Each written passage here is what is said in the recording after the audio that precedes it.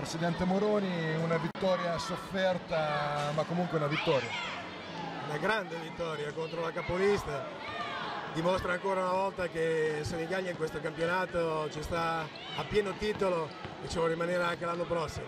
Sappiamo che è una missione praticamente impossibile, ma noi cerchiamo di farla diventare possibile di volta in volta, cercando di resettare sconfitte amare come quella di Pavia, ripartendo con la volontà, la determinazione, con il pubblico d'oggi, con un Facenda Zoppo che chiude la partita con una missile da 9 metri, con una squadra che è compatta.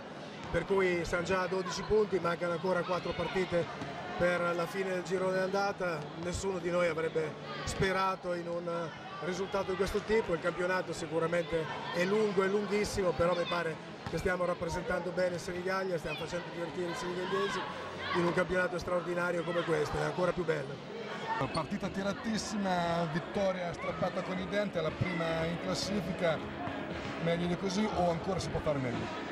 Beh no, vabbè, ancora si può fare meglio, che sembra un po' da spregiudicati, però la domanda ci sta.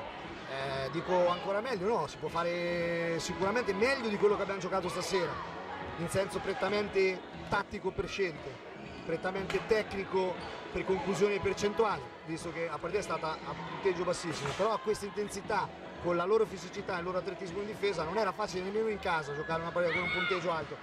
Non nascondo che potrebbe trarre in inganno il fatto che loro domenica hanno preso 95 punti a Trento.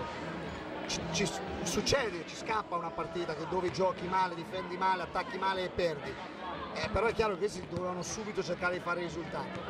Noi penso che siamo stati tutta la partita avanti, anche se con fasi caotiche, perché bisogna essere onesti, però ripeto, forse la bravura è anche loro che non ci hanno permesso di giocare in modo tra virgolette pulito. Perciò ci sta una partita nervosa così, ma l'importante era quel risultato e quel tabellone lì. L'importante era questo. Davide, una partita cattiva, oserei dire, sicuramente nervosa, ma comunque alla fine siamo riusciti a vincere. Molto intensa, era l'unico modo per vincere contro la prima in classifica, mettere aggressività dall'inizio alla fine.